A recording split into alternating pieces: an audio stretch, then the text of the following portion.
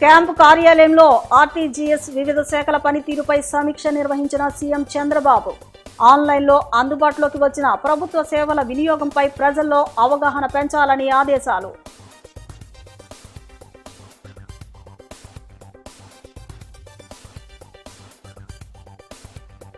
దిగ్గజ తమిళ దర్శకుడు భారతీరాజా కన్నుమూత.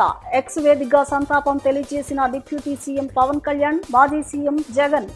ఆయన చిత్రాలు జాతీయ స్థాయిలో గుర్తింపు తెచ్చుకున్నాయని వ్యాఖ్య.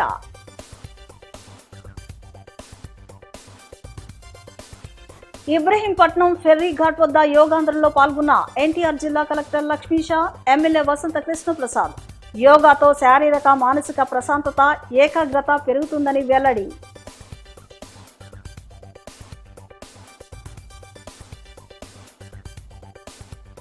విశాఖ స్టీల్ ప్లాంట్ ఘటనపై ప్రభుత్వం బాధ్యతను విస్మరించిందన్న మాజీ మంత్రి పేర్ని నాని.